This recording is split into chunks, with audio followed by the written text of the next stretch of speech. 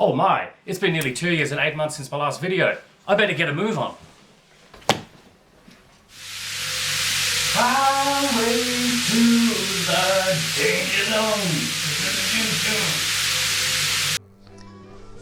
Okay, my upcoming videos are going to look at some interesting electronics, hardware and software development projects, but first we need some grounding. Often when you're developing in this realm, especially for hardware, you will come across instructions and specialized software tools that rely on the Linux operating system. Don't worry if you're not comfortable with Linux, or if you have to stick with your existing Windows or macOS environment, because that's why you're here. You can actually run Linux inside an existing operating system, and only as required. In this video, I'm about to show you how to supplement your existing desktop development environment with a Linux virtual machine. This will give you a self-contained, easily repeatable environment to follow along with the instructions and commands I give you in subsequent videos, and allow you to do so just when necessary, while simultaneously running your existing Windows or macOS system. Ready? Right, so first what we're going to do is install VirtualBox. So launch your browser and Google for VirtualBox download, and the official Oracle page that comes up will offer you both a Windows installer and a macOS installer. And the install process is going to be effectively the same as what I'll show you here, depending on the platform that you've got. The other thing that you'll need to get is the installer for Ubuntu Linux. So search for Ubuntu Server LTS download, which is a version that's probably a bit better suited to running as a virtual machine for supporting your software development environment. It lacks the desktop features and built-in GUI and so forth of Linux. Now, I've already downloaded both of these, so I'm just going to go straight into running the VirtualBox installer, which is a pretty standard Windows wizard, and you'll again find that it's similar under macOS.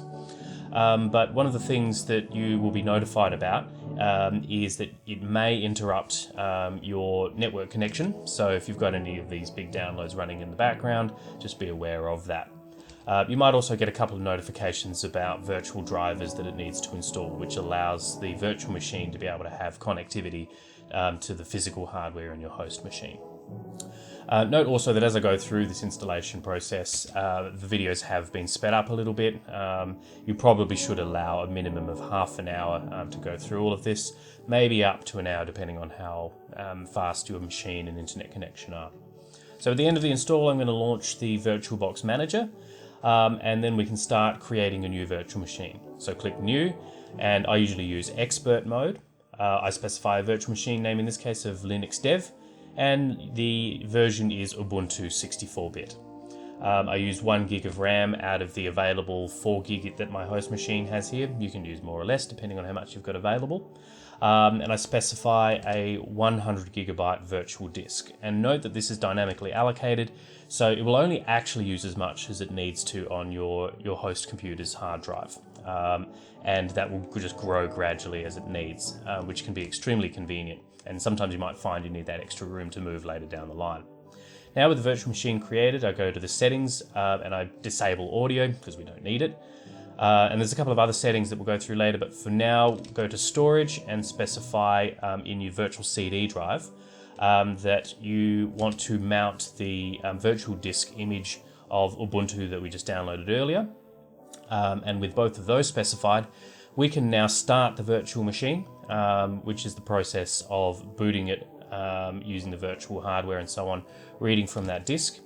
If I click on the virtual machine, you'll notice that it warns me about the fact that it's trying to capture my keyboard and mouse and what to do if that locks up your access to your input devices. So in this case, I can tap the right control key on my keyboard and it will release that for me. But because of the way the modern Ubuntu installers are set up at least, we'll probably find that that's not an issue. So I'll just click the capture button in this case if I'm warned about this and proceed. So selecting English as my language, I'll hit the Install Ubuntu Server option.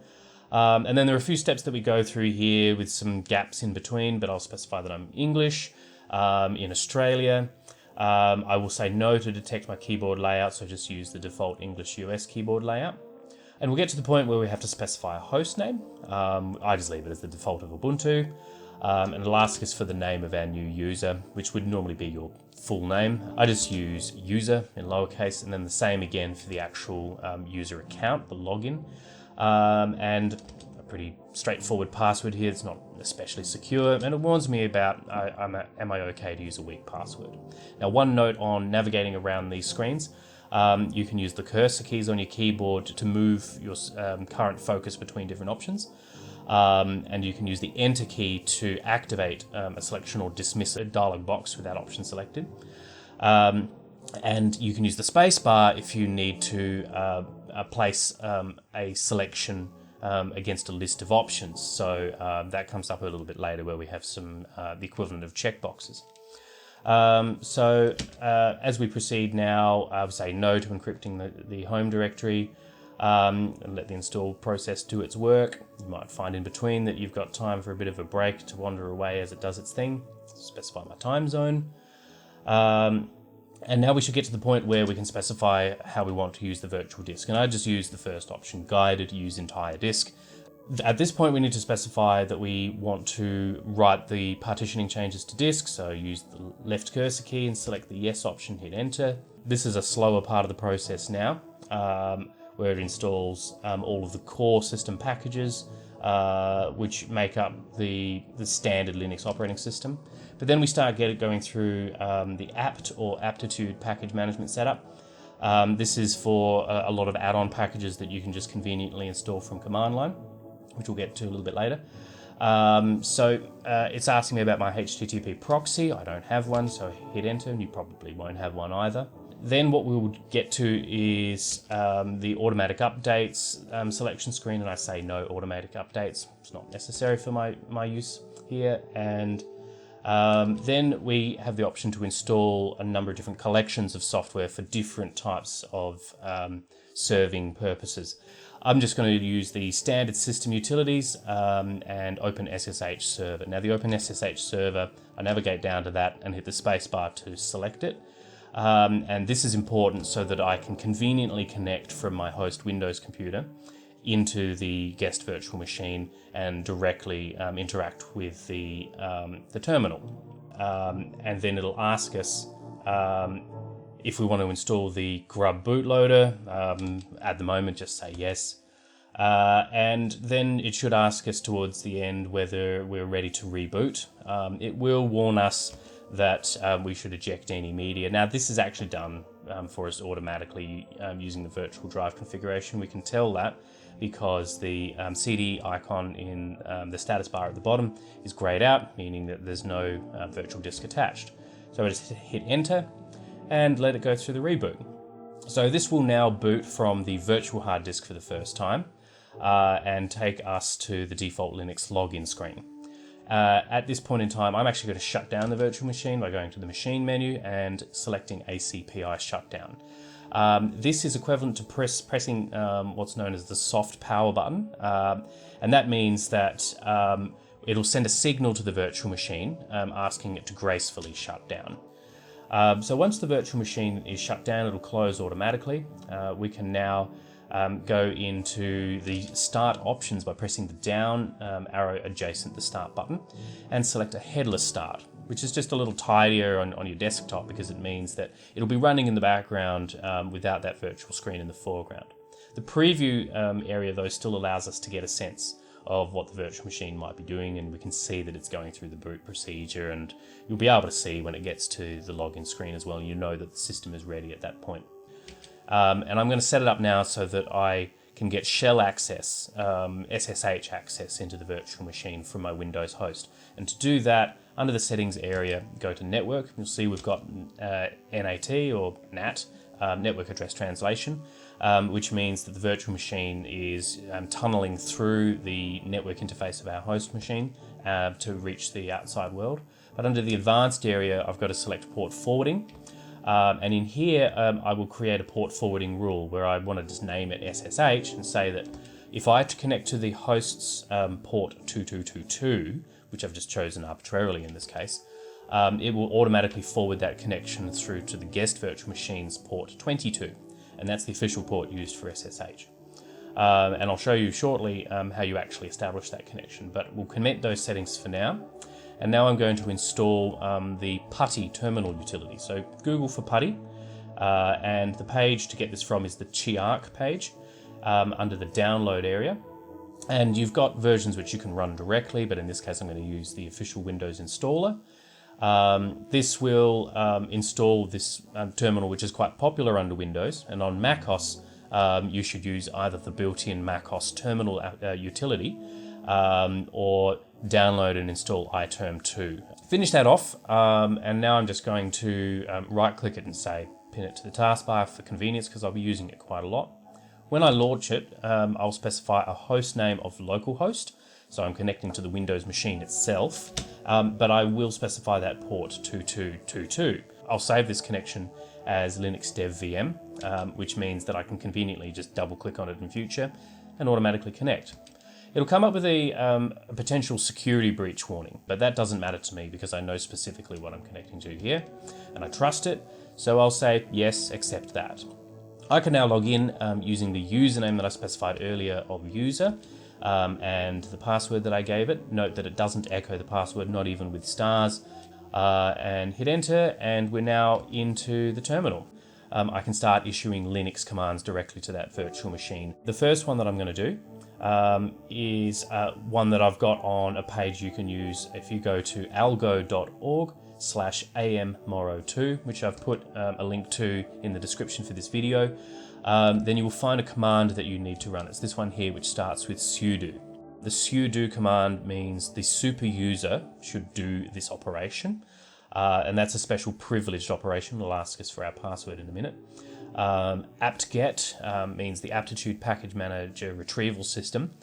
We want it to install a number of these different packages. So if I copy and paste that, to paste it into PuTTY, I just need to right click and it instantly pastes. On macOS under, say, iTerm2, you will use the Command V keystroke to just do a normal paste. And hit enter. It will ask me for my password, and that will assert that I want to use my special privileges, which allow me to function as the root user, the main system user that has control over everything, to install these packages globally. It'll make a list here of all the other packages and things that it needs to install, which are dependencies supporting the utilities that we need. And it'll inform me that in this case it has to download 83 additional megabytes of packages. Hit enter to accept that, and away it goes. This is sped up here as well, so that we can just carry on with the next command in a moment. Because this is a newer version of Ubuntu, there is an extra command we have to run here as well. So I'll just grab that one and in the same way copy and paste it in. You'll notice this time that it doesn't ask me for my password. That's because it does cache the sudo password for a short while. I think it's on the order of 15 minutes, and that's configurable. I now basically have a build environment, which means that I'm able to run compiler and linking commands as needed, such as gcc and make, which I'm not going to explain here, but they'll come up in subsequent videos. And it is essential for the next step we're going to do, which is to install the VirtualBox guest editions. So to do that, we go into the running virtual machine instance that we see here in VirtualBox Manager by making sure it's selected and clicking the show button. You'll notice it says show now instead of start. And that brings up the virtual console, which again is that kind of like the actual screen if there was a physical screen attached to this virtual machine, as opposed to a network connection that takes us into a terminal session. And from there I'll select devices and insert guest editions CD image. And the guest editions for VirtualBox mean that there is special software and drivers that get installed in the virtual machine that allow it to understand how to talk more directly with the host and with the VirtualBox software itself. So now that I've done that, I'm going to go back to my shell. I want to mount the CD image. So to do that, I type sudo space mount space /dev/cd-rom, which indicates the virtual hardware device that represents my CD-ROM in this case, space, and then what we call the mount point /media/CD-ROM, which is already available in the default Ubuntu 16 installation. What this will do when I hit enter is attach the virtual disk image to that directory path /media/CD-ROM. So if I now do cd, or change directory, into /media/CD-ROM, and run the ls-al command, it will list for me any of the files that are on that virtual disk. AL in this case is two separate options, A meaning show all files including hidden files, and L meaning in long format, so we can see all of the details about them. What you would call the details view in macOS or Windows. And you'll see one file here called VirtualBox Linux editions.run. So if I highlight that, note that one of the characteristics of PuTTY is that when you highlight anything in PuTTY, it immediately copies it to your clipboard without any keystrokes required. I run sudo space, and this is important, /, which means this is a file that's not in my system path. In other words, it hasn't been vetted as such to be found automatically by the system. I want to run it from within this local directory, that dot directory, / and then the name of the file. So I'll right click to paste that in and hit enter. This will take a little while as behind the scenes it actually goes and does a full compilation and linking process. And it'll then go through and insert the files necessary where they need to be in the operating system. And you'll note that when it gets to the end, that it tells us that we should restart our guest to make sure the new modules are actually loaded. So what I'm going to do now is run sudo power off, which is a graceful way to ask the virtual machine to shut down. PuTTY tells me that the server has unexpectedly closed the connection, and that's normal because it's shutting down. So I'll close PuTTY as well, and we'll see that the virtual machine disappears. And now that we've done that, I'm just going to set up a share between my host machine, so my Windows environment, and the virtual machine. With the guest editions now installed in the virtual machine, when the virtual machine next boots up, it will realize that that shared, in this case, folder is available and automatically mirror that between the virtual machine and the physical host. So what I'm going to do first is I'm going to go to my desktop and create a folder called projects, just as an example. And then I'm going to go into the settings of my virtual machine and select shared folders. I'm going to add a new shared folder. The folder path I will choose, again, from my desktop, I'm going to select that projects folder. And I'm going to say that this should be auto-mounted, which takes care of that on boot. So I'll dismiss those screens and I'll do a headless start again on the virtual machine. It will boot up. Once it's finished booting up, I'm going to shell back into it using PuTTY again. And then I'm going to try and go into that virtual share. But there are a couple of caveats here, so we'll see what happens. So I'll connect to the virtual machine and I will log in as my user. And I'm going to run the df command -h. df means disk free, so show me the amount of disk free space that I have on various mount points. -h means in human readable formats, megabytes and gigabytes and so on. And we can see that on the left hand side, projects shows up in the list of available file systems. And on the right hand side, mounted on shows /media/sf projects. Now this mount point is set up automatically. We don't have the concept of drive letters under Linux or under most Unix environments.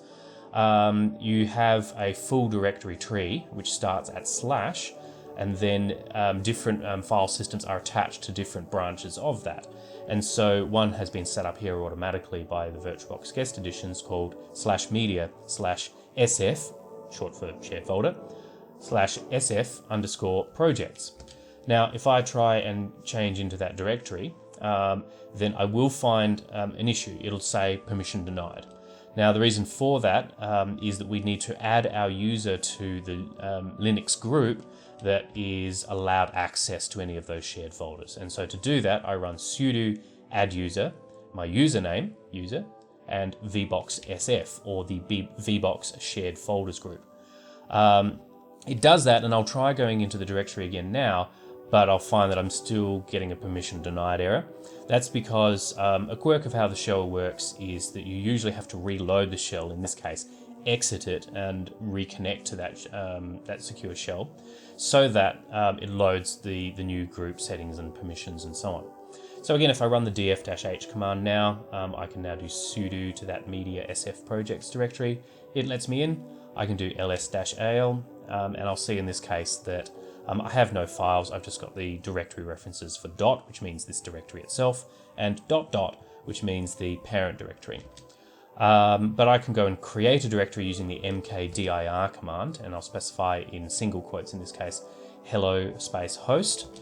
And once I've done that, I should be able to now go to the projects folder on my desktop on my Windows host, and I'll see that hello host folder. I'll create another folder called hello yourself, go back to the virtual machine, run ls-al again, and I can now see both of them. So this shows that the connection between the guest and the host is working as we expect for shared folders. We now have a convenient means to be able to access specific files on our Windows host and make sure that they're available to the Linux guest as well. So for example, I can use a preferred IDE or integrated development environment on my host computer with all the advantages of it being able to scan through files and provide autocomplete and other code inspection and so on. While all of the specialized utilities and compiler and so on that I want to use in my guest is able to read through those files as well. And there you have it. You now have a fully self-contained Linux operating system that you can start up and use whenever you need, right alongside your existing GUI-based operating system. And because it's a virtual machine, you can muck around with it as much as you want without affecting your host system. You can even take snapshots, roll it back, or create copies of the virtual machine and give it different hardware, settings, and install different software for each of your unique development needs. So keep an eye out now for my upcoming videos where we'll look at a number of different hardware devices and how to develop for them or otherwise hack them and build on this virtual machine that we've created here today. Subscribe below if you want to stay up to date with the latest videos as I release them. And if you liked this video or think it would be informative for others, be sure to click the like button as well. Thanks for watching.